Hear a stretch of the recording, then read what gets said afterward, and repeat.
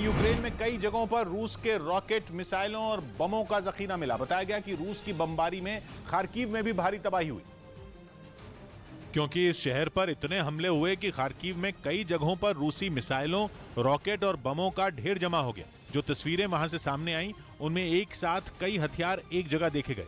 उन्हें देखकर ऐसा लगा मानो हथियारों का पहाड़ हो। इससे पहले वहां के बम निरोधक दस्ते ने सभी रूसी रॉकेट, बमों और मिसाइलों को एक जगह इकट्ठा किया और बताया कि शहर से इतने रूसी हथियार मिले कि उनका 15 फीट ऊंचा ढेर लग गया।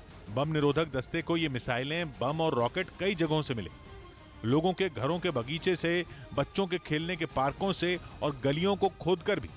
बताया गया कि इनमें कुछ बम ऐसे भी रहे जो हमले के दौरान फट नहीं पाए, जिन्हें बाद में खाली जगह पर ले जाकर तबाह कर दिया गया। अमेरिकी राष्ट्रपति बाइडेन की पत्नी अचानक यूक्रेन पहुंच गई, जहां उन्होंने जेलेंस्की की पत्नी से मुलाकात की। दोनों के बीच ये मुलाकात एक दिन पहले हुई थी, जब जिल बाइडेन जेलेंस्की की पत्नी ओलेना जेलेंस्का से मिलने यूक्रेन के उज़्रोहोद पहुंच गईं। बताया गया कि अपने पूर्वी यूरोप के दौरे के बीच में ही उन्होंने स्लोवाकिया से यूक्रेन जाने का फैसला लिया, और वो भी मदर्स डे के मौके पर। दोनों के बीच ये मुलाकात वहां के एक स्कूल में हुई, जहां कई बच्चे भी नजर आए। उन दोनों ने एक क्लास में बैठकर काफी देर तक बातचीत की। इस दौरान जिल बाइडेन ने अमेरिका की तरफ से यूक्रेन को मदद मिलते रहने का भरोसा दिया। इसके साथ ही उन्होंने इस जंग को जल्द खत्म किए जाने को भी जरूरी बताया।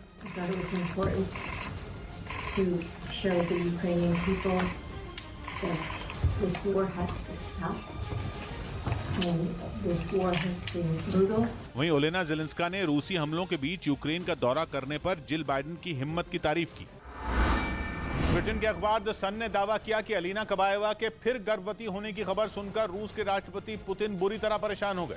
रूस की मशहूर जिम्नास्ट रही अलीना कबाएवा को पुतिन की गर्लफ्रेंड बताया जाता है।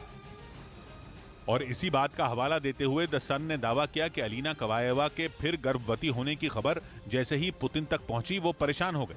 बताया गया कि पुतिन को यह खबर उस वक्त पता चली जब विक्ट्री डे परेड के जरिए वो पूरी दुनिया को अपनी ताकत दिखाने की तैयारी कर रहे थे।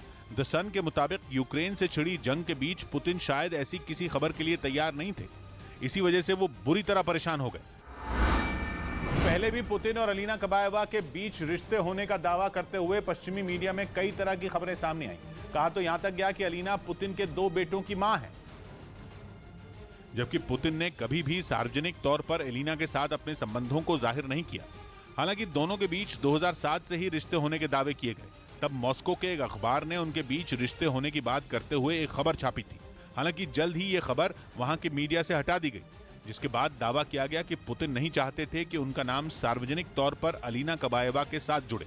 लेकिन पश्चिमी मीडिया के मुताबिक पुतिन के साथ अपने संबंध के करीब 8 साल बाद अलीना कबाएवा ने 2015 में स्विट्जरलैंड में एक बेटे को जन्म दिया था। इसके बाद उनके दूसरे बेटे का जन्म 2019 में रूस की राजधानी मॉस्को में हुआ।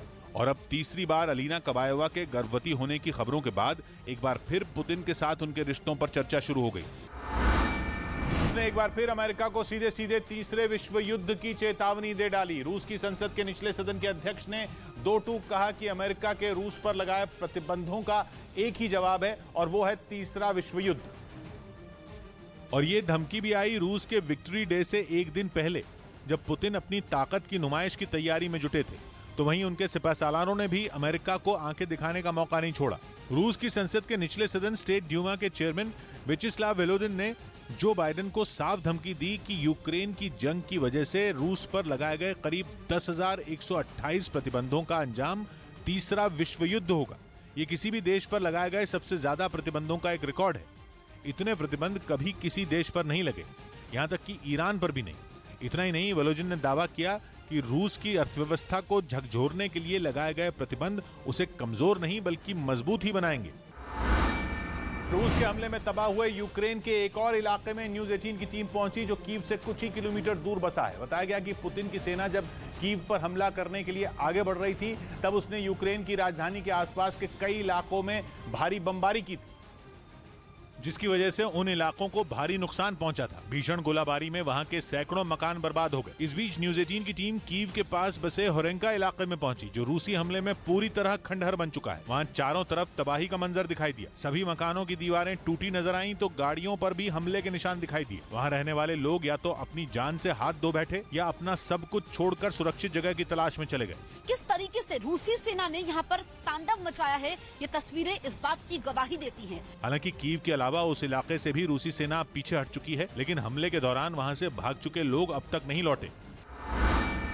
यूक्रेन ने रूस पर एक बार फिर उसके नागरिकों को मारने का आरोप लगाया। रूस के विक्ट्री डे पर उसकी तरफ से रूसी सैनिकों के हमले में मारे गए सैकड़ों लोगों की कब्र का एक वीडियो भी जारी किया गया, जिसे मारियोपोल शहर का बताया गया।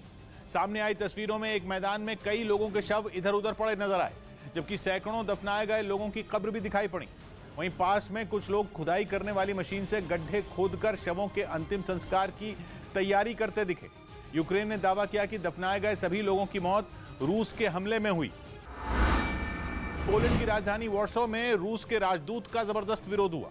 वो वहां दूसरे विश्व युद्ध के दौरान अपनी जान गंवाने वाले रूसी फौजियों को श्रद्धांजलि देने पहुंचे थे, लेकिन उससे पहले ही सैकड़ों लोगों ने यूक्रेन युद्ध की वजह से उन्हें घेर लिया। वहां से जो तस्वीरें सामने आई उनमें प्रदर्शनकारियों ने न सिर्फ रूस के राजदूत सर्गेई अंद्रेव को आगे बढ़ने से रोका, बल्कि एक शख्स ने तो उनके चेहरे पर लाल पेंट फेंक दिया। इसके तुरंत बाद पोलैंड की पुलिस एक्शन में आ गई। उसने अपने सुरक्षा घेरे में सर्गेई अंद्रेव को उनकी गाड़ी तक सुरक्षित पहुंचाया। बाद में अंद्रेव ने बताया कि वो पूरी तरह ठीक हैं और इस हंगामे के दौरान उन्हें किसी तरह की चोटें नहीं आई। खार्किव में ज़ेलेंस्की की सेना ने बमबारी कर रूसी सेना के एक सैन्य ठिकाने को तबाह करने का दावा किया। बताया गया कि यह हमला एक हफ्ते पहले किया गया था, जिसका वीडियो यूक्रेन ने अब जारी किया, जिसमें रूस के सैन्य ठिकानों पर आसमान से बम बरसते और वहां ताबड़तोड़ धमाके होते दिखाई दिए। यूक्रेन ने जो वीडियो जारी किया उसमें रूसी सेना के बेस पर बड़ी संख्या में टैंक और बख्तरबंद गाड़ियां खड़ी नजर आईं, जिन पर अगले ही पल आसमान से ज़ेलेंस्की की सेना ने बमबारी शुरू कर दी, जिसने वहां तबाही मचा दी। इस हमले में रूसी सेना के कई टैंक और बख्तरबंद गाड़ियां जलकर राख हो गई। इसी बीच यूक्रेन की सेना ने उस सैन्य ठिकाने पर एक और ताकतवर बम गिरा दिया, जिससे पूरा इलाका दहल गया। धमाके के बाद वहां आग और धुएं का बवंडर उठता दिखा। इसी तरह खार्किव के ही एक दूसरे इलाके में यूक्रेन ने रूस के एक और ठिकाने को उड़ा दिया। आसमान से की गई बमबारी के बाद वहां जबरदस्त धमाके होते दिखाई दिए। यूक्रेन ने दावा किया कि रूस ने इस सैन्य ठिकाने पर रॉकेट और गोला बारूद जमा करके रखा था, जिन्हें बमबारी कर तबाह कर दिया गया।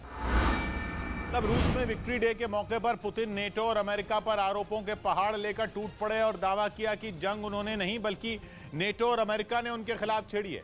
उन्होंने जंग का ठीकरा नेटो पर फोड़ते हुए विक्ट्री डे परेड में अपने भाषण में दो टूक कहा कि जब नेटो देश उनके खिलाफ साजिश रचने में लगे थे तो वो कैसे हाथ पर हाथ धरे बैठ सकते थे।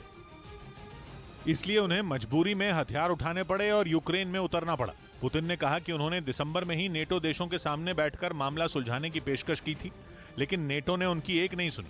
उल्टा वो रूस के खिलाफ एक अलग ही चक्रव्यूह रचने में लगा था, चक्रव्यूह रूस के बॉर्डर पर ही उसे घेरने का। असल में पुतिन दिसंबर में रूस की उठाई उन